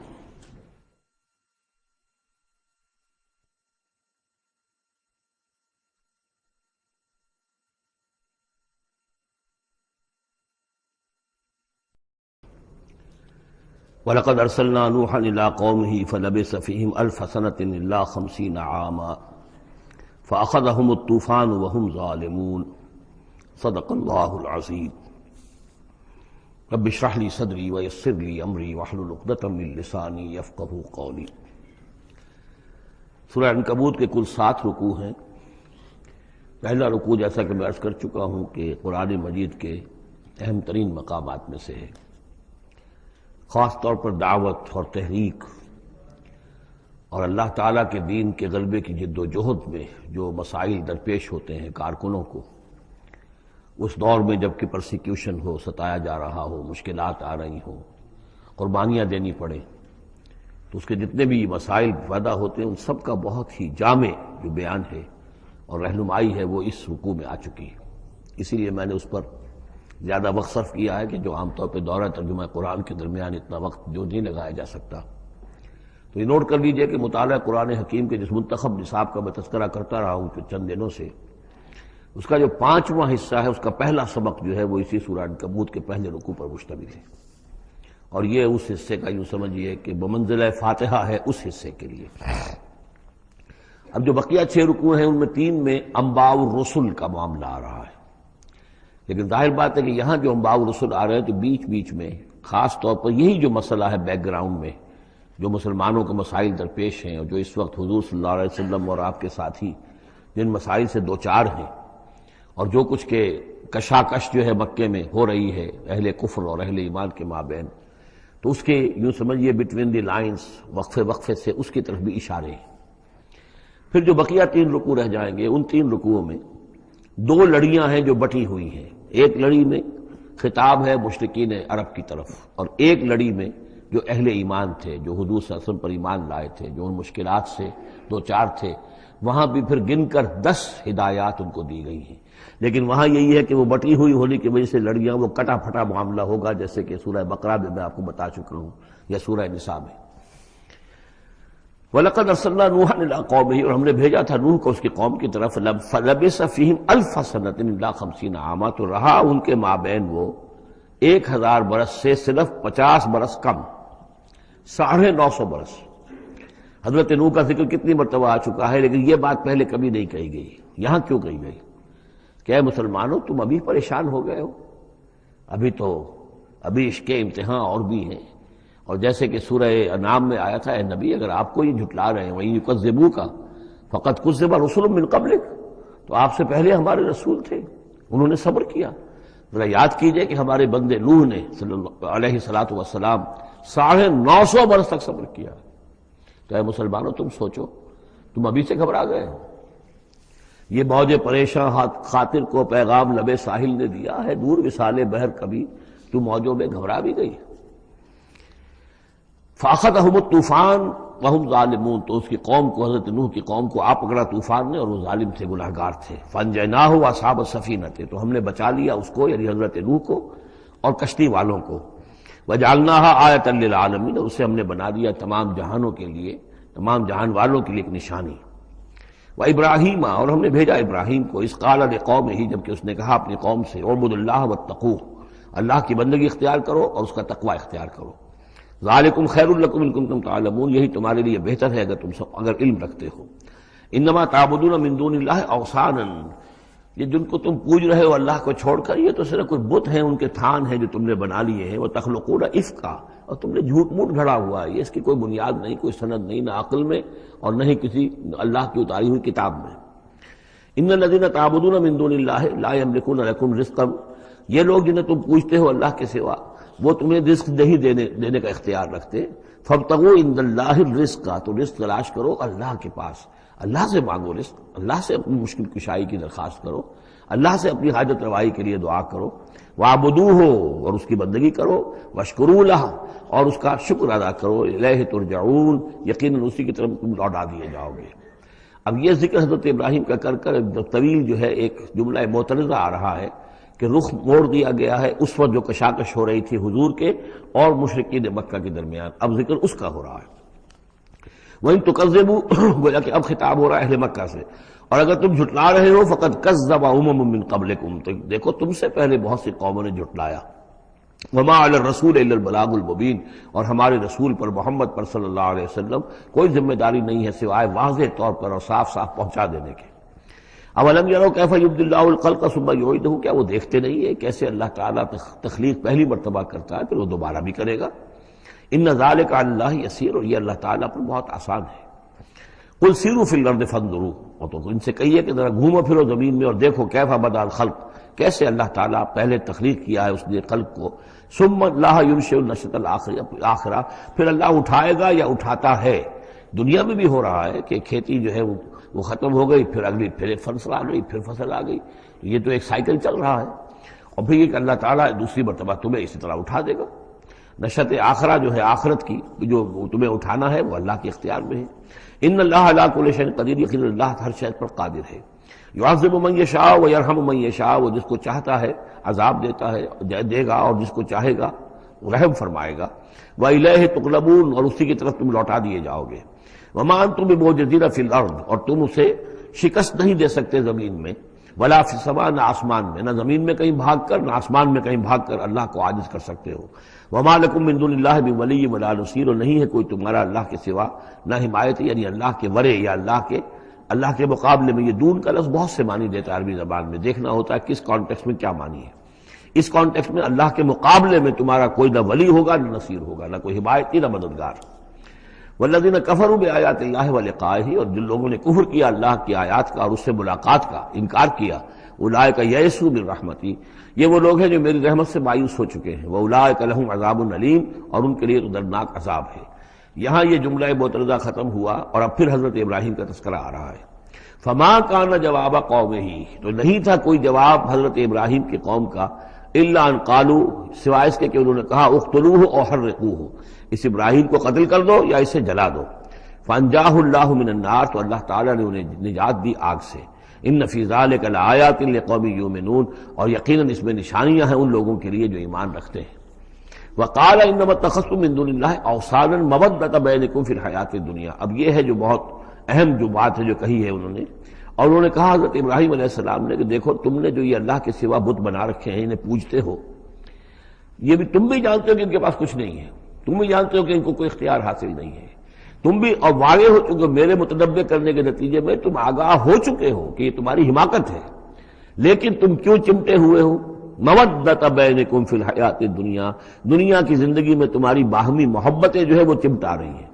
اب کیا کریں، ہماری قوم ہے، ہماری برادری ہے، ہمارا خاندان ہے، وہ سب یہی کر رہا ہے، میں اگر چھوڑ دوں گا تو میں آؤٹ کاسٹ ہو جاؤں گا، میں تو نکل جاؤں گا پھر برادری سے، اکیلا آدمی کیسا رہے۔ یہ چیزیں ہیں کہ جو انسان کو پھر جمع کر رکھتی ہیں۔ جیسے عصبیت کا ذکر آیا تھا پچھلی صورت میں کہ اب عصبیت نہیں ہونی چاہیے، اسی طریقے سے یہ عصبیت ہی نہیں بلکہ یہ کہ جتنے بھی رشتہ داریاں ہیں، دوستیاں ہیں، کاروبار ہیں، یہ معاملہ جو ہے کہ حق تم پر منکشف ہو چکا ہے، تم جان چکے ہو کہ یہ صرف کوئی شے نہیں ہے یہ تم کر رہے تھے تمہارے آباء و اجداد نے جو رسمیں ڈالی ہوئی ہیں، اور تمہیں میں نے متنبع کر دیا ہے، تم نے اپنے جیوں میں جھانک کر دیکھ لیا ہے، اپنے گریبان میں جھانک کر دیکھ لیا ہے، اور تم پر یہ بات منکشف ہو چکی ہے کہ جو میں کہہ رہا ہوں وہ ٹھیک ہے، پھر بھی تم جو چمٹے ہوئے ہو اپنے اس نظام کے ساتھ، تو اس کا سبب صرف ایک ہے، وَقَالَ إِنَّمَا اتَّخَذْتُم مِّن دُونِ اللَّهِ أَوْثَانًا مَوَدَّةَ بَيْنِكُمْ فِي الْحَيَاةِ الدُّنْيَا، تمہاری باہمی محبتیں جو ہیں دنیا کی زندگی میں وہ تمہیں چمٹائے رہتی ہیں۔ یہی معاملہ ہے اس دنیا میں جب کوئی تحریک اٹھتی ہے اللہ کے دین کے کام کرنے کے لیے، اور بہت مخلص لوگ اس میں شامل ہوتے ہیں، محنت کرتے ہیں، کوشش کرتے ہیں۔ فرض کیجئے کسی شخص سے کوئی غلطی ہو گئی، کوئی غلط رخ مڑ گئی تحریک، اب وہ تحریک جو ہے وہ کافی عرصے کے بعد اس کے اثرات ظاہر ہوئے، اس کے نتائج جو ہے لوگوں کے سامنے آ رہے ہیں، محسوس بھی ہو جاتا ہے کہ یہ واقعتاً ہم کسی غلط راستے پر آ گئے ہیں، لیکن یہ کہ پھر وہ ایک عصبیت جماعتی ایسی پیدا ہو جاتی ہے کہ سب کچھ ماننے کے باوجود پھر اس جماعت کو چھوڑنے کو تیار نہیں ہوتے۔ ہماری دوستیاں ہیں، ہماری رشتہ داریاں ہیں، ہمارے کاروباری تعلقات ہیں، یا یہ کہ کچھ لوگوں کے تو اپنے مفادات بھی اس میں شامل ہو جاتے ہیں، اس لیے کہ کچھ عرصے کے بعد ہر جماعت جو ہے وہ ایک فرقہ بن جاتی ہے۔ جیسے کہ آپ کو معلوم ہے کہ اللہ تعالیٰ نے اس امت کے لیے جو ہے وہ 3 چیزوں کا بندوبست کیا ہے ختم نبوت کے خلا کو پر کرنے کے لیے۔ نبوت ختم ہو گئی محمد الرسول اللہ پر، تو جو خلا پیدا ہوا وہ 3 چیزوں سے پر ہوا۔ نمبر 1، قرآن کی حفاظت کا ذمہ اللہ نے لے لیا، جب نہ تورات کا لیا تھا نہ انجیل کا لیا تھا۔ نمبر 2، ہر صدی میں مجددین کے اٹھانے کا اہتمام کر لیا، ایسے لوگ اٹھاتے رہے، نبی تو نہیں ہوں گے، وہی نہیں آئے گی، لیکن وہ دین کو تازہ کریں گے، دین کی حقیقی تعلیمات جو لوگ بھول چکے ہوں گے دوبارہ یاد دلائیں گے، دین کی اصل حقائق کی طرف متوجہ کریں گے۔ اور تیسرے یہ کہ ایک جماعت ضرور قائم رہے گی حق پر، لا تزال فی امتی طائفۃ قائمین علی الحق۔ اب ہوتا کیا ہے، ایک صدی میں کوئی ایک مجدد اٹھا، اس نے محنت کی، کوشش کی، جد و جہد کی، کچھ لوگ اس کے گرد آ گئے، جمع ہو گئے، اعوان و انصار ہو گئے، وہ ایک جماعت بن گئے۔ لیکن یہ کہ اگلی نسل میں کیا ہوگا، یہ لوگ جو آئے تھے اس کے ساتھ، یہ تو آئے تھے فیس ویلیو پر اس کو قبول کرنے کی، یہ دعوت صحیح ہے، لیکن ان کی اولاد اب اس لیے چمٹ رہی ہے کہ ہمارے والد تھے اس جماعت میں۔ اب یہ عصبیت کا ایک سلسلہ شروع ہوا۔ تیسری نسل میں آ کر پھر یہ ہو جاتا ہے اتنے عرصے میں اس جماعت کا ایک حلقہ بن گیا، اس کے آپس کے دوستیاں ہیں، تعلقات ہیں، لین دین بھی ہے، رشتہ داریاں بھی ہو گئی ہیں، لہذا وہ ایک فرقے کی شکل اختیار کر لیتے ہیں۔ اب اس فرقے کے ساتھ چمٹ کر لوگ رہتے ہیں، لیکن پھر اللہ تعالیٰ کسی اور کو اٹھاتا ہے، اور پھر کوئی اللہ کا بندہ جو ہے اسی کام کو اثر نو شروع کرتا ہے۔ یہی ہوتا آیا ہے، اسی لیے ہر صدی میں مجددین، اس لیے کہ تیسری نسل میں آ کر دعوت جو ہے وہ لازماً اس کے اندر خرابی پیدا ہو جاتی ہے۔ اس لیے کہ حضور نے بھی فرمایا خیر امتی قرنی ثم الذین یلونہم ثم الذین یلونہم، بہترین میری امت کا دور تو ہے میرا اپنا دور، پھر وہ جو میرے بعد ہیں، اور پھر وہ جو ان کے بعد ہیں۔ تو 3 نسلوں کو آپ نے خیر قرار دیا ہے۔ اس کے بعد ظاہر بات ہے زوال آیا ہے، ہمارے ہاں بھی آیا ہے۔ جب حضور کی قائم کی ہوئی جماعت میں زوال آ گیا تو اور کون ہوگا بڑا سے بڑا شخص کہ جس کی قائم کی ہوئی کسی جماعت میں زوال نہ آئے۔ تو یہ تو چیزیں ہوتی ہیں، لیکن ہر شخص کو ہر وقت دیکھنا چاہیے کہ آج کے دور میں دین کا وہ کام کس کے حوالے اللہ نے کیا ہے، کس کو توفیق دی ہے جو صحیح طریقے پر اس کام کو کر رہا ہے، اور اس کا ساتھ دینا چاہیے۔ کسی جماعتی عصبیت، جس طرح کسی قبائلی عصبیت کے اندر مبتلا نہیں ہونا چاہیے، ایسے ہی کسی جماعتی عصبیت میں بھی مبتلا نہیں ہونا چاہیے۔ یہ ہے وہ اہم بات جو یہاں آئی ہے۔ قال انما اتخذتم من دون الله اوثانا مودة بينكم في الحياة الدنيا ثم يوم القيامة يكفر بعضكم بعضا ببعض، پھر قیامت کے تم ایک دوسرے کا انکار کرو گے، تم ابھی تو بڑی دوستیاں ہیں، بڑا گٹھ جوڑ ہے۔ وَيَلْعَنُ بَعْضُكُمْ بعضا، تم میں سے بعض دوسروں کو لعنت کریں گے۔ وَمَأْوَاكُمُ النَّارُ، اور تم سب کا ٹھکانہ ہوگی آگ۔ وَمَا لَكُم مِّن نَاصِرِينَ، اور نہیں ہوگا کوئی تمہارے لیے مدد کرنے والے۔ فآمن لہ لوط، تو حضرت لوط ایمان لے آئے حضرت ابراہیم پر، وہ ان کے بھتیجے تھے۔ وقال انی مہاجر الی ربی، اور حضرت ابراہیم نے کہا میں اپنے رب کی طرف ہجرت کر رہا ہوں۔ وہ اپنا ملک چھوڑ کر چلے آئے شام کی طرف۔ قرآن مجید میں کہیں بھی پھر اس کے بعد یہ تذکرہ نہیں ملتا کہ ان کی قوم کا کیا حشر ہوا، پیچھے ان کو ہلاک کیا گیا، کیا ہوا، واللہ عالم۔ انہ هو العزیز الحکیم، یقیناً اللہ تعالیٰ زبردست ہے، حکمت والا۔ ووہبنا لہ اسحاق و یعقوب، اور ہم نے اسے اسحاق جیسا بیٹا دیا، یعقوب جیسا پوتا دیا۔ وجعلنا فی ذریتہ النبوۃ والکتاب، اور پھر ہم نے اسی کی نسل میں، اسی کی اولاد میں نبوت اور کتاب رکھ دی۔ یہ نوٹ کر لیجئے کہ حضرت ابراہیم علیہ السلام کے بعد کوئی نبی کوئی رسول اس دنیا میں ان کی نسل سے باہر نہیں آیا، لیکن یہ کہ ان کی نسل کہاں کہاں پھیلی ہے یہ ہم نہیں جانتے۔ حضرت ابراہیم کے بیٹے حضرت اسحاق، ان کی نسل کتنی تھی، کہاں کہاں گئی ہے؟ تورات نے تو محفوظ رکھا ہے صرف یعقوب کو، اس لیے کہ بنی اسرائیل کیونکہ یہ لوگ ہیں، اس اپنی نسلی وہ جو بات تھی اس کے حوالے سے حضرت یعقوب کے بارے میں تو ساری چیزیں موجود ہیں۔ حضرت اسحاق کی کوئی اور بیٹا بھی تھا کہ نہیں تھا؟ عیسو تھا مثلا، تو وہ عیسو کہاں ہے، اس کی اولاد کہاں گئی؟ اس طرح بنی قطورہ، کئی بیٹے تھے حضرت ابراہیم کے حضرت قطورہ سے، تو ان میں سے صرف ایک کا ہمیں تذکرہ ملتا ہے اور وہ ہے حضرت شعیب جس نسل میں آئے ہیں، مریم کی اولاد، باقی کہاں گئے؟ تو اسی طریقے سے یہ کہ یہ در حقیقت یہ اولاد ابراہیم کہاں کہاں پھیلی ہے، جیسے کہ میرا گمان ہے کہ ہندوستان میں بھی آئی ہے، صرف یہ کہ ہو سکتا ہے کہ حضرت اسحاق کی اولاد میں سے عیسو کی اولاد آئی ہو اور وہ یہاں پر آباد ہوئی ہو، لیکن یہ کہ ان کا تعلق بھی یہ خاص طور پر برہمن طبقہ جو ہے میں سمجھتا ہوں کہ وہ اسی طریقے سے ابراہیم کی نسل سے ہے۔ برہمن ابراہیم سے تعلق رکھنے والا برہمن، تو یہ میں سمجھتا ہوں کہ لفظی جو ہے اس کے اندر مناسبت موجود ہے۔ واللہ عالم، یقین سے ہم نہیں کہہ سکتے الا یہ کہ کوئی شخص ہسٹری کا اس کو اپنا ریسرچ کا موضوع بنائے، بڑا عالم ہو، وہ لائبریریاں جو ہے کھنگالے اور پرانی تاریخیں دیکھے، شاید۔ وَوَهَبْنَا لَهُ إِسْحَاقَ وَيَعْقُوبَ وَجَعَلْنَا فِي ذُرِّيَّتِهِ النُّبُوَّةَ وَالْكِتَابَ، ہم نے اسی کی نسل میں، اسی کی اولاد میں نبوت اور کتاب رکھ دی۔ طویل عرصے تک وہ نبوت و کتاب آتی رہی حضرت یعقوب کی اولاد میں، پھر آخری نبوت و رسالت حضرت اسماعیل کی اولاد میں۔ وَآتَيْنَاهُ أَجْرَهُ فِي الدُّنْيَا، ہم نے اسے اجر جو ہے دنیا میں بھی عطا فرمایا۔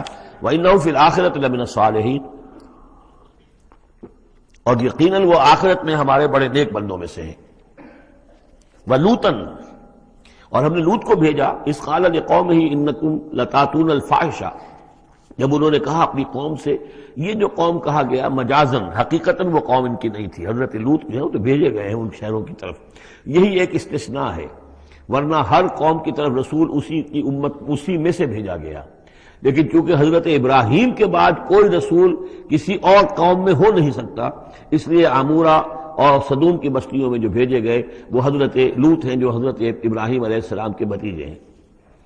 انکم لتاتون الفاحشہ، تم لوگ بڑی بے حیائی کا ارتکاب کر رہے ہو، ما سبقکم بہا من احد من العالمین، تمام جہان والوں میں کسی قوم نے تم سے پہلے یہ حرکت نہیں کی۔ انکم لتاتون الرجال، کیا تم مردوں کی طرف آتے ہو اپنی شہوت کو پورا کرنے کے لیے، وتقطعون السبیل، اور راستہ مارتے ہو، یعنی فطرت کا راستہ تو یہ ہے، اولاد ہوتی ہے تو ہوتی ہے مرد اور عورت کے ملاپ سے، تم نے جو راستہ اختیار کیا تو گویا کہ اس فطرت کی راہ کو تم کاٹ رہے ہو۔ وَتَأْتُونَ فِي نَادِيكُمُ الْمُنكَرَ، اور تم اپنی مجلسوں میں یہ اس کا ارتکاب کرتے ہو، یہ ان کی بے حیائی کی اور ڈھٹائی کی انتہا ہو گئی تھی۔ فما کان جواب قومہ، تو نہیں تھا جواب اس کی قوم کا کوئی، الا ان قالوا، سوائے اس کے کہ انہوں نے کہا، ائتنا بعذاب اللہ ان کنت من الصادقین، اے لوط اگر سچے ہو تو اللہ کا عذاب لے آؤ۔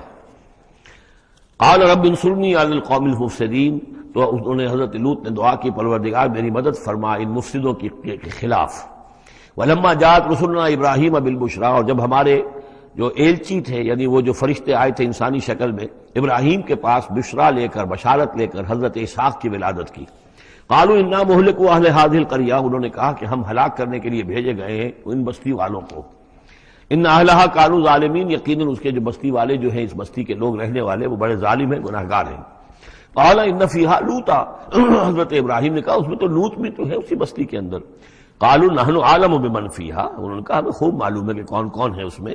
لننجینہ اہلہ الا امرأتہ، ہم اسے بچا لیں گے، نجات دیں گے اس کو بھی، اس کے گھر والوں کو بھی، سوائے اس کی بیوی کے، کانت من الغابرین، وہ ہوگی رہ جانے والوں میں۔ ولما ان جاءت رسلنا لوطا، اور جب وہ ہمارے ایلچی جو ہے وہ پہنچے حضرت لوط کے پاس، سیء بہم، ان کو دیکھ کر وہ پریشان ہوئے، وضاق بہم ذرعا، اور ان کا دل جو بہت تنگ ہوا، خوبصورت لڑکوں کی شکل میں آئے تھے۔ وقالوا لا تخف ولا تحزن، انہوں نے کہا نہیں آپ نہ کوئی خوف کھائیں اور نہ کوئی رنجیدہ ہوں، انا منجوک واہلک، ہم تو آپ کو نجات دینے کے لیے آئے ہیں اور آپ کے گھر والوں کو، الا امرأتک، سوائے آپ کی بیوی کے، کانت من الغابرین، وہ پیچھے رہنے والوں ہی میں ہے۔ انا منزلون علی اہل هذه القرية رجزا من السماء، ہم نازل کرنے والے ہیں اس بستی کے رہنے والوں پر ایک آفت، ایک عذاب آسمان سے، بما كانوا يفسقون، پر سبب اس فسق کے اور فجور کے اور گندگی کے جو وہ کر رہے تھے۔ وَلَقَدْ تَرَكْنَا مِنْهَا آيَةً بَيِّنَةً، اور ہم نے چھوڑ دیا اس میں سے، اس بستی میں سے کوئی نشانی جو ہے وہ اس وقت تک موجود ہوگی جبکہ قرآن نازل ہوا ہے، اسی لیے کہ قرآن کہتا ہے بار بار تم گزرتے ہو ان بستیوں کے کھنڈرات کے اوپر سے، بَيِّنَةً لِقَوْمٍ يَعْقِلُونَ، ان لوگوں کے لیے کہ جو عقل سے کام لے۔ وَإِلَىٰ مَدْيَنَ أَخَاهُمْ شُعَيْبًا، اور مدین کی طرف ہم نے بھیجا ان کے بھائی شعیب کو، فقال یا قوم اعبدوا اللہ، اور انہوں نے کہا کہ اے میری قوم کے لوگوں اللہ کی بندگی کرو، وارجوا الیوم الآخرہ، اور دیکھو آخرت کے دن کی، قیامت کے دن کی انتظار میں رہو، امید میں رہو، وہ قیامت کا دن آ کر رہے گا۔ ولا تعصوا فی الارض مفسدین، اور زمین میں فساد مچاتے مت پھرو۔ فکذبوہ، تو انہوں نے اس کو جھٹلا دیا، فاخذتہم الرجفۃ، تو انہیں آ پکڑا ایک زلزلے نے، فاصبحوا فی دارہم جاثمین، تو وہ اپنے گھروں کے اندر پڑے رہ گئے اوندھے ہوئے۔ وعادا وثمودا، اسی طرح عاد اور سمود، وقد تبین لکم من مساکنہم، اور تمہیں معلوم ہے کہ ان کے مسکن کہاں تھے، تمہارے لیے واضح ہیں کہاں رہتے تھے یہ، کہاں آباد تھے۔ وزین لہم الشیطان اعمالہم، اور شیطان نے ان کے لیے ان کے برے اعمال کو، مشرکانہ افعال کو مزین کر دیا تھا، اسی میں مگن تھے، خوش تھے۔ فصدہم عن السبیل، اور روک دیا تھا انہیں اللہ کے صحیح راستے سے، صراط مستقیم سے، جو صراط توحید ہے اس سے۔ وَكَانُوا مُسْتَبْصِرِينَ، حالانکہ وہ تھے بہت ہوشیار، بہت غور کرنے والے، سوچنے والے، بڑے دانشور تھے، لیکن یہ کہ یہ بڑے دانشور جو ہے کسی جگہ ایسا بھی ہوتا ہے، بہت بڑا عقل مند انسان جو ہے وہ اپنے ناک کے نیچے کے پتھر سے ٹھوکر کھاتا ہے۔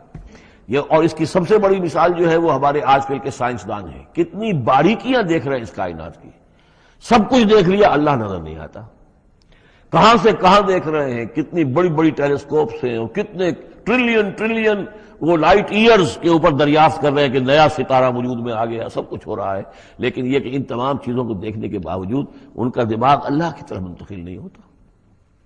یہ ہے کہ ایک طرف سے اندھے ہیں، ایک آنکھ کھلی ہے، ایک آنکھ اندھی ہے۔ تو اگرچہ وہ بھی تھے بڑے ہوشیار، مستبصرین، یعنی استبصار جو ہے یہ باب استفال، دیکھنا، بڑے غور سے دیکھا کرتے تھے، مشاہدہ کرتے تھے، آبزرو کرتے تھے، سب کچھ تھے، باقی سب کچھ نظر آیا انہیں۔ ڈھونڈنے والا ستاروں کی گزرگاہوں کا اپنے افکار کی دنیا میں سفر کر نہ سکا، وہ ساری جو ہے وہ ستاروں کی گزرگاہیں جو ہے ان کی تحقیق ہو رہی ہے، لیکن یہ کہ میں خود کون ہوں، کہاں سے آیا ہوں، کہاں جا رہا ہوں، میری زندگی کا مال کیا ہے، اس کا مقصد کیا ہے، بس پیدا ہونا، کھانا پینا، جانوروں کی طرح رہنا اور ختم ہو جانا۔ Is that all? Is death the end of our existence? کیا موت پر ہمارے وجود کا خاتمہ ہو جائے گا؟ تو کیا زندگی ہوئی، عمر دراز مانگ کے لائے تھے 4 دن، 2 آرزو میں کٹ گئے، 2 انتظار میں، کتنا وقت تو گزر گیا، بچپن کے اندر ابھی فہم ہی نہیں تھا، لڑکپن ہے، اس کے بعد نوجوانی ہے، اس کے کچھ اپنے ہی اور جو ہے اس کی کیفیات ہوتی ہیں۔ جب ذرا ہوش اور شعور آیا ہے، ایک ذرا ہوش میں آنے کے خطا کار ہیں ہم، اور اس کے بعد پھر بڑھاپا آ گیا، اور اس کے بعد جو ہے کہ لا یعلم من بعد علم شیئا، بس یہی زندگی ہے، یہ اشرف المخلوقات ہے، یہ مسجود ملائک کی زندگی یہ ہے؟ نہیں، اصل زندگی تو ہے تو اسے پیمانہ امروز و فردا سے نہ ناپ، جاویداں پہ ہم دواں ہر دم جواں ہے زندگی، وہ زندگی تو ابدی ہے۔ یہ تو اس کا چھوٹا سا حصہ علیحدہ کر کے ایک امتحانی وقفہ بنا دیا ہے، اسے ایک امتحانی وقفہ ہے، 3 گھنٹے کا نہیں، 30 سال کا صحیح، بس اس کے علاوہ کچھ نہیں۔ کوانٹیٹیو فرق ہے، کوالیٹیٹیو نہیں۔ وَقَارُونَ وَفِرْعَوْنَ وَحَامَانَ، اور ہلاک کیا ہم نے قارون کو بھی اور فرعون کو بھی اور حامان کو بھی۔ وَلَقَدْ جَاءَهُم مُوسَىٰ بِالْبَيِّنَاتِ، ان کے پاس موسیٰ آئے تھے واضح تعلیمات لے کر۔ فَاسْتَكْبَرُوا فِي الْأَرْضِ، انہوں نے زمین میں تکبر کیا، وَمَا كَانُوا سَابِقِينَ، لیکن یہ کہ وہ ہماری پکڑ سے بچ کر نکل جانے والے نہیں تھے، ہم سے آگے نہیں نکل سکتے تھے۔ فَكُلًّا أَخَذْنَا بِذَنبِهِ، ہم نے سب کو پکڑا ان کے گناہوں کی پاداش میں۔ فَمِنْهُمْ مَنْ أَرْسَلْنَا عَلَيْهِمْ حَاصِبًا، تو ان میں وہ بھی تھے کہ جن پر ہم نے ایسی زوردار ہوا بھیجی جس میں پتھراؤ تھا، وہ ہوا جو ہے ان پر پتھراؤ کر رہی تھی۔ تو یہ قوم لوط پر بھی ہوا ہے، اور بعض حضرات کے نزدیک قوم عاد پر بھی۔ سخرها عليهم 7 ليال و8 أيام حسوما فترى القوم فيها صرعا، ایک ایسی تیز آندھی آئی ہے، 7 راتیں اور 8 دن چلتی رہی کہ اس نے اٹھا کر پٹخا ہے، اور اس میں وہ کنکر بھی تھے، وہ بلٹس کا کام کر رہے تھے، جو اور سے بڑے پتھر تھے وہ کام کر رہے تھے میزائلز کا، تو یہ سب کے سب ہلاک ہو گئے۔ فمنهم من ارسلنا علیہ حاصبا ومنهم من اخذته الصیحہ، اور ان میں سے وہ بھی تھے کہ جن کو ایک چنگھاڑ نے آ پڑا، آ پکڑا، یہ سمود اور اہل مدین تھے۔ وَمِنْهُمْ مَنْ خَسَفْنَا بِهِ الْأَرْضِ، ان میں وہ بھی تھے کہ جنہیں ہم نے زمین میں دھسا دیا۔ یہ قارون کا معاملہ ہے جو سورہ قصص میں آ چکا ہے۔ وَمِنْهُمْ مَنْ أَغْرَقْنَا، اور وہ بھی تھے جنہیں ہم نے غرق کر دیا۔ اور غرق کرنے کے دو طریقے ہوئے، ایک تو یہ کہ جو قوم آباد تھی، قوم نوح جہاں تھی وہی غرق کیا، وہی کا وہی۔ لیکن یہ کہ ایک یہ ہے کہ فرعون کو اور اس کے فوج کو اور لاؤ لشکر کو ان کے محل سے نکال کر، ان کے شہروں سے نکال کر لا کر اور دریا سمندر میں غرق کیا۔ وما كان الله ليظلمهم، لیکن اللہ تعالیٰ ان پر ظلم کرنے والا نہیں تھا، ولكن كانوا انفسهم يظلمون، بلکہ یہ تو وہ خود اپنے اوپر ظلم کر رہے تھے۔ مثل الذين اتخذوا من دون الله اولیاء كمثل العنكبوت، یہ بھی اس حصے کی ان تین رکوعوں کی بڑی اہم آیت ہے، تمثیل ہے۔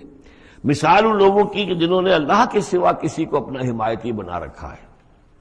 یہ حمایتی غیر مرئی بھی ہو سکتے ہیں، جیسے یہ ہماری دیوی ہے، یہ دیوتا ہے، یہ اس کی کرپا چاہیے، اس کی نظر کرم ہو، یہ ہمارے جو اولیاء اللہ ہیں ذرا ان کی طرف سے اگر کچھ ہمیں فیض پہنچ جائے۔ اور یہ بھی ہوتا ہے دنیا میں بھی، مادی اعتبار سے بھی، اور یہ جو بھی کاز اینڈ ایفیکٹ کا سلسلہ اس کے تحت بھی تو ہم آخر لوگوں کو اپنا دوست سمجھتے ہیں، یہ ہمارے حمایتی ہے، یہ ہماری مدد کریں گے۔ لیکن واقعہ یہ ہے کہ سوائے ایک اللہ کی دوستی کے باقی ساری دوستیاں جو ہیں وہ مکڑی کے جالے جتنی بس مضبوط ہیں، اس سے زیادہ نہیں ہے۔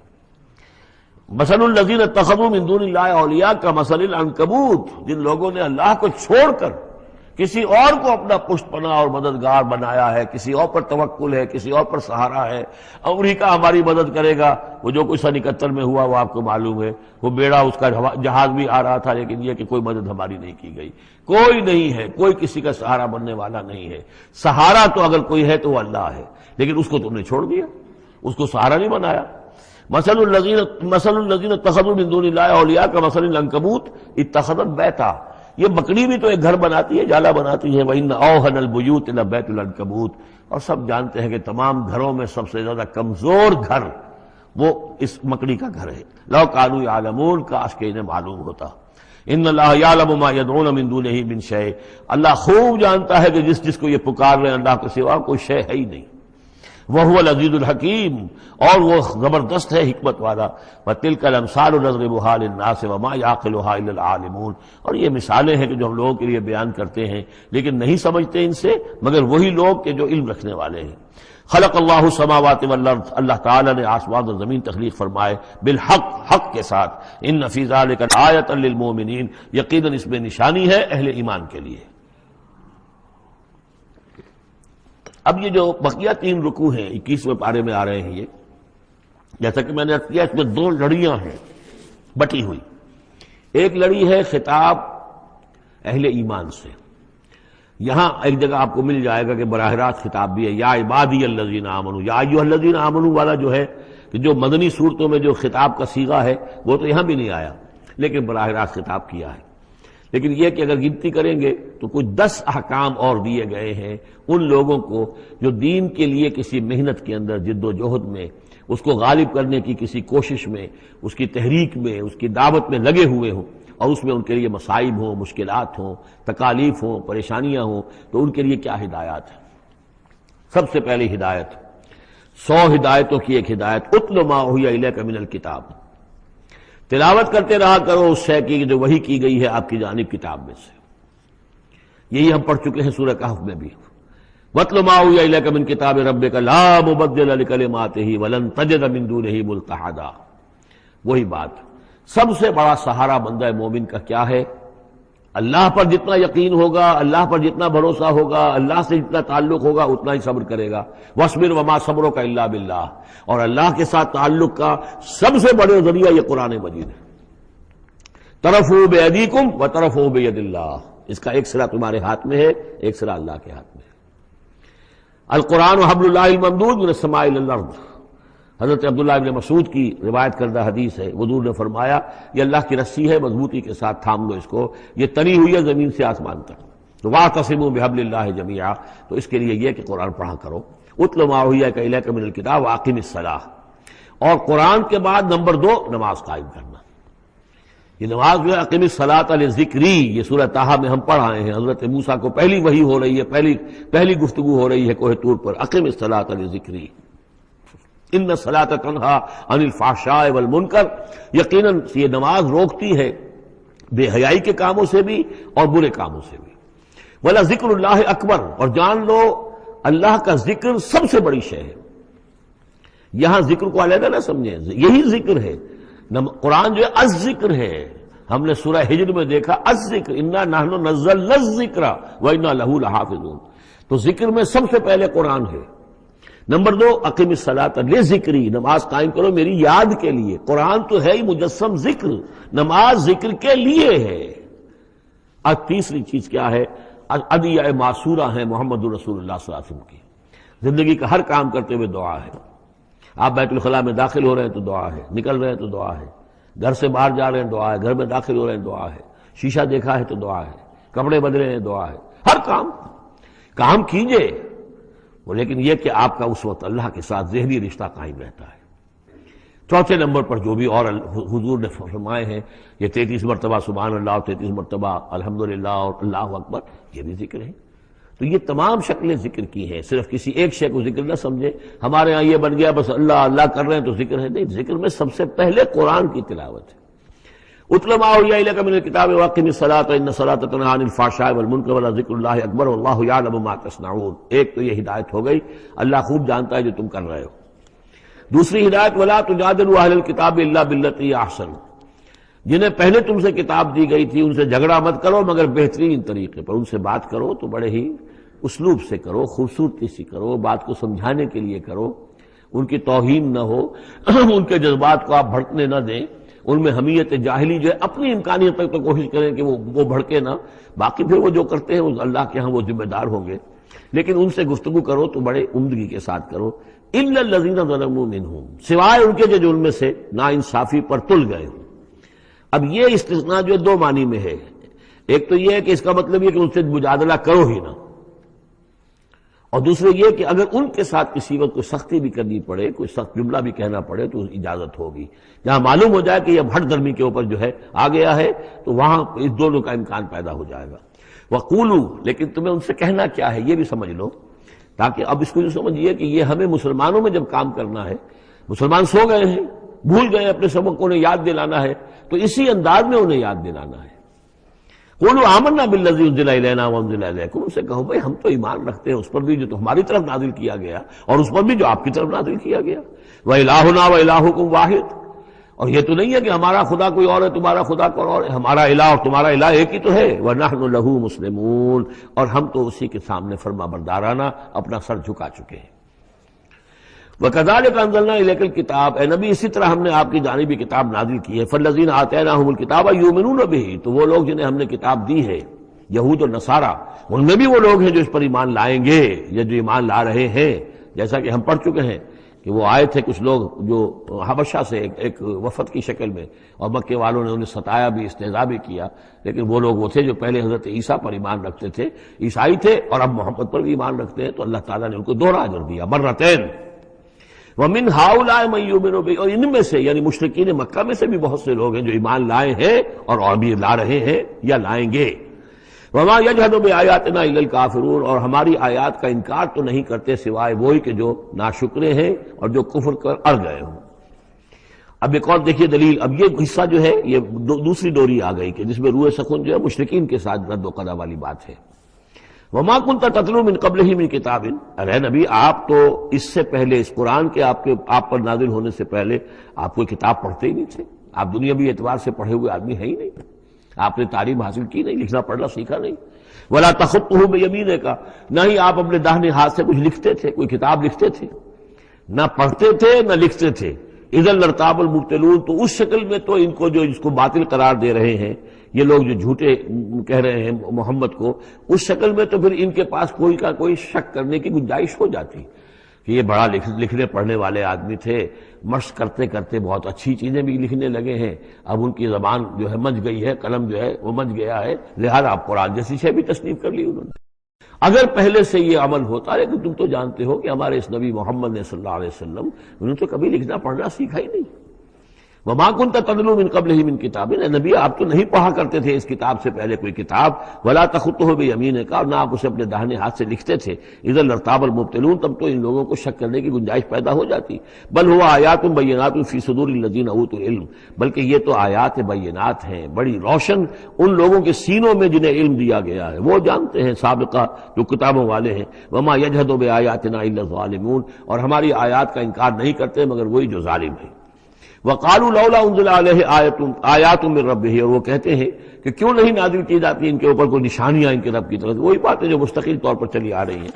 قل انما الآیات من اللہ، نبی کہہ دیجئے نشانیوں کا اختیار کل کا کل اللہ کے ہاتھ میں ہے۔ وانما انا نذیر مبین، اور میں تو صرف واضح طور پر خبردار کر دینے والا ہوں۔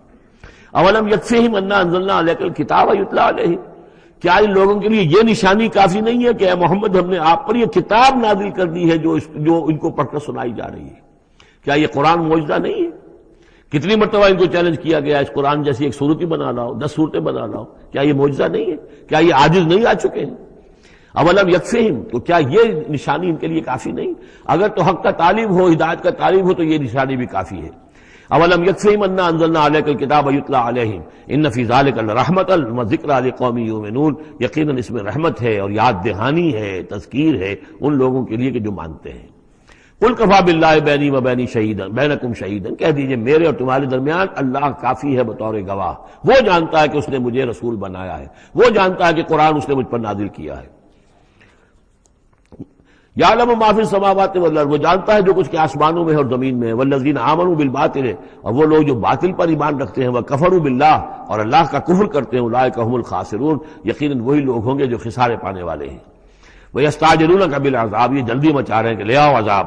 ولولا اجل مسمى، اور اگر پہلے سے ایک وقت معین طے نہ ہو چکا ہوتا، لجاءهم العذاب، تو پھر ان پر عذاب آ چکا ہوتا۔ ولیاتینہم بغتۃ، اور وہ ان پر آئے گا تو اچانک آئے گا، وہم لا یشعرون، اور انہیں پتہ بھی نہیں ہوگا۔ یستعجلونک بالعذاب، یہ نبی پھر دوبارہ یہ الفاظ آئے، نوٹ کیجئے، بہت لطیف بات ہے، یہ عذاب کی جلدی مچا رہے ہیں۔ وَإِنَّ جَهَنَّمَ مُحِيطَةٌ بِالْكَافِرِينَ، حالانکہ جہنم ان کا احاطہ کر چکی ہے۔ یہ ایسے ہی ہے کہ جیسے کسی شہر کے باہر دشمن آ چکا ہو اور اس نے محاصرہ کر لیا ہو، شہر والوں کو پتہ ہی نہ ہو۔ تو اس طریقے سے وہ چونکہ غیر مرئی ہے، جہنم نظر نہیں آ رہی، ورنہ حقیقت میں تو جہنم ان کا احاطہ کر چکی ہے۔ یوم یغشاہم العذاب، جس دن کے عذاب ان کو آ کر ڈھانپ لے گا، ان پر چھا جائے گا، من فوقہم ومن تحت ارجلہم، ان کے اوپر سے بھی اور ان کے نیچے سے بھی، ان کے قدموں کے نیچے سے بھی۔ ویقول ذوقوا ما کنتم تعملون، اور پھر کہا جائے گا چکھو اپنے کرتوتوں کا مزہ۔ اب یہاں وہ تیسری ہدایت آ رہی، دو پہلے میں نے گنوائی تھی، اتل ما اوحی الیک من کتاب ربک من الکتاب واقم الصلاۃ ان الصلاۃ تنہی عن الفحشاء والمنکر ولذکر اللہ اکبر۔ دوسری ولا تجادلوا اہل الکتاب الا بالتی ہی احسن الا الذین ظلموا منہم۔ اب دیکھیے تیسری، یا عبادی الذین آمنوا ان ارضی واسعۃ فایای فاعبدون، اے میرے وہ بندو جو ایمان لائے ہو۔ پورے مکی قرآن میں یہ آیت ہے براہ راست خطاب، اور یا آئے گی آگے چل کر یا عبادی الذین اسرفوا علی انفسہم، بس۔ یا ایھا الذین آمنوا، یہ مکی مدنی دور کی اصطلاح ہے۔ یا عبادی الذین آمنوا، بڑا اس میں جو ہے نا بڑی عنایت ہے، شفقت ہے، اے میرے وہ بندو جو مجھ پر ایمان لائے ہو۔ ان ارضی واسعۃ، میری زمین بڑی کشادہ ہے، کیا معنی ہے؟ اگر مکے میں تم پر تمہارا قافیہ تنگ کر دیا گیا ہے، اگر مکے میں زندگی تمہارے لیے محال کر دی گئی ہے توحید پر رہتے ہوئے، چھوڑ دو اس مکے کو۔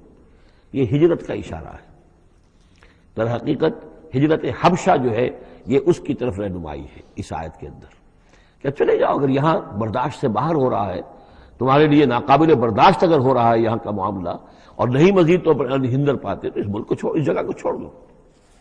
یا عبادی الذین آمنوا ان ارضی واسعۃ، میری زمین بڑی کشادہ ہے، فایای فاعبدون، بس صرف میری ہی بندگی کرو۔ چوتھی ہدایت، کل نفس ذائقۃ الموت، دیکھو موت تو آنی ہی آنی ہے، آج آ جائے کل آ جائے، آج نہ آئے کل آ جائے گی۔ آخر عمار اور یاسر کو ابو جہل نے اگر فرض کرو کہ ذبح کر دیا ہے، تو فرض کیجئے کہ چند دن اور جیتے تو موت تو پھر بھی آنی تھی نا۔ تو کل نفس ذائقۃ الموت، اگر یہ بات ذہن میں رہے کہ موت تو آنی ہی آنی ہے، آج نہیں تو کل، تو پھر بھی انسان جو ہے اس کے اندر ہمت بنی رہے گی کہ میں خام کا اپنی زندگی بچانے کے لیے حق کو چھوڑوں اور باطل سے ساز باز کروں، اس سے مصالحت کروں۔ ثم الینا ترجعون، اور پھر تم ہماری طرف لوٹا دیے جاؤ گے۔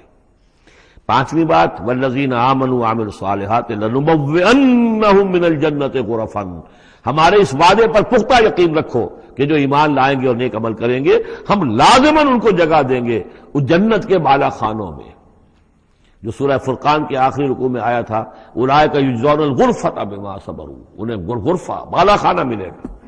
تو من الجنت غرفاً، جروں کے بالا خانے ملیں گے جنت کے، تجری من تحت الانہار خالدین فیہا، جس کے نیچے ندیاں بہتی ہوں گی، اس میں وہ ہمیشہ ہمیشہ رہیں گے۔ نعم اجر العاملین، کیا ہی اچھا ہوگا عمل کرنے والوں کا اجر۔ چھٹی بات، الذین صبروا وعلی ربہم یتوکلون، وہ لوگ کہ جو صبر کریں اور اپنے رب پر توکل کریں۔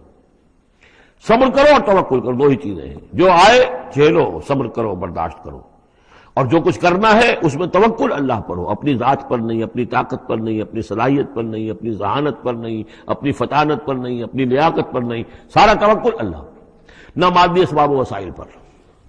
اگلی ہدایت اور آ رہی ہے، وَكَأَيٍّ مِّن دَابَّةٍ لَّا تَحْمِلُ رِزْقَهَا، یہ بھی نہ سمجھو کہ تمہارا رزق جو ہے کسی کے قبضے میں ہے وہ روک دے گا، اور تمہیں کیا کھاؤ گے کیا پیو گے۔ وَكَأَيٍّ مِّن دَابَّةٍ، تم دیکھتے نہیں کتنے حیوانات ہیں زمین میں، لا تحمل رزقها، کیا وہ اپنا رزق اٹھائے پھرتے ہیں؟ بڑا پیارے الفاظ ہیں انجیل میں، متی کی انجیل میں حضرت مسیح علیہ السلام کا جو پہاڑی کا واعظ ہے، اس میں انہوں نے اپنے شاگردوں سے خطاب کر کے کہا، کیوں فکر کرتے ہو کہ کیا کھاؤ گے کیا پیو گے؟ جنگل کی چڑیوں کو نہیں دیکھتے؟ نہ وہ کاشت کرتی ہیں، نہ ہل چلاتی ہیں، نہ بیج بوتی ہیں، نہ فصل کاٹ کر کہیں رکھتی ہیں، نہ کھٹے بھرتی ہیں، پھر بھی میں تم سے کہتا ہوں کہ وہ خالی پیٹ صبح گھر سے نکلتی ہیں، شام کو آسودہ ہو کر آ جاتی ہیں۔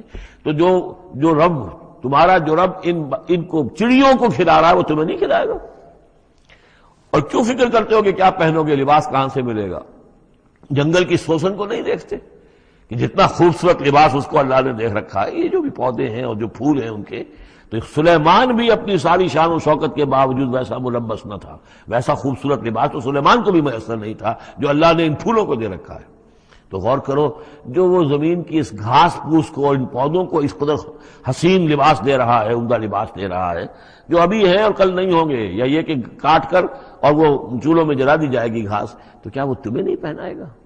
لیکن تم یقین نہیں کرتے۔ توکل اور ایمان، یہ دونوں چیزیں ساتھ ساتھ جائیں گی۔ جتنا اللہ پر ایمان ہے اتنا ہی توکل ہوگا، جتنا ایمان کمزور ہے توکل بھی نہیں ہو سکے گا۔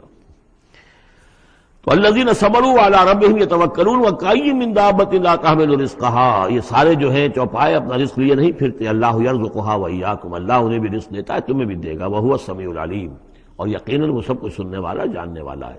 ایسا نہیں کہ اسے معلوم نہ ہو کہ میرا بندہ بھوکا ہے، میرا وفادار، میرا سپاہی، میرے دین کے لیے کام کرنے والا، اسے یہ معلوم نہ ہو کہ اس کو احتیاج ہے، اس کی کوئی ضرورت ہے، وہ نہ معلوم کس کے دل میں ڈالے گا کہ جو اس کے لیے ذریعہ بنا دے گا اس کو، اور اس کی ضرورت پوری ہو جائے گی۔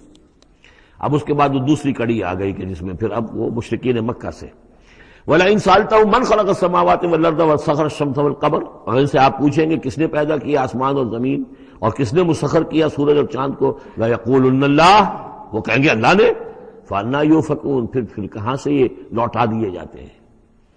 اللہ یبسط الرزق لمن یشاء من عباده ویقدر له، یہ اللہ ہی ہے کہ جو اپنے بندوں میں سے جس کے لیے چاہتا ہے رزق کو کشادہ کر دیتا ہے، اور جس کے لیے چاہتا ہے ماپ تول کر دیتا ہے، کم کر دیتا ہے۔ ان اللہ بکل شیء علیم، یقیناً اللہ تعالیٰ ہر چیز پر ہر چیز کا علم رکھتا ہے۔ وَلَئِن سَأَلْتَهُم مَّن نَّزَّلَ مِنَ السَّمَاءِ مَاءً فَأَحْيَا بِهِ الْأَرْضَ مِن بَعْدِ مَوْتِهَا، اور اگر آپ ان سے پوچھیں گے کس نے برسایا آسمان سے پانی اور زندہ کیا زمین کو اس کے مردہ ہو جانے کے بعد، لَيَقُولُنَّ اللَّهُ، وہ کہیں گے فوراً اللہ نے کیا۔ قُلِ الْحَمْدُ لِلَّهِ، کہو پھر کل حمد کل شکر بھی اللہ ہی کے لیے ہے، بل اکثرہم لا یعقلون، لیکن یہ لوگ ان کی اکثریت عقل سے کام نہیں لیتی۔ اب اگلی اور ہدایت آ رہی اہل ایمان کے لیے، وما هذه الحیاۃ الدنیا الا لہو ولعب وان الدار الآخرۃ لہی الحیوان لو کانوا یعلمون۔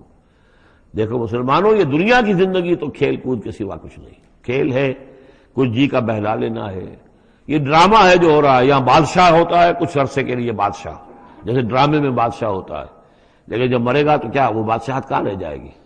ایسے ہی ڈرامے سے نکل آئے گا، لباس اتار دے گا تو ایک ایکٹر کا ایکٹر ہے، چاہے وہ فقیر تھا پہلے اس ڈرامے کے اندر، اور دوسرا ایکٹر جو ہے بادشاہ تھا، باہر نکل کر 3 گھنٹے کے بعد دونوں کے دونوں ایک جیسے ہیں، اور نہ وہ بادشاہ ہے نہ وہ فقیر ہے۔ یہ ہے عارضی سا ہے۔ لیکن یہ کہ ان الدار الآخرۃ لہی الحیوان، یقیناً آخرت کا گھر وہ ہے اصل زندگی، زندگی وہ ہے. لو کانوا یعلمون، کاش کہ ہمیں معلوم ہوتا. لو کنا نعلم، کاش کہ ہمیں معلوم ہوتا. یہ بھی نوٹ کر لیجیے. آخرت کو صرف مان لینا کہ ہاں آخرت ہے، بعد سے بعد الموت ہے، یہ کافی نہیں ہے. یہ معلوم ہو کہ اصل زندگی وہی ہے.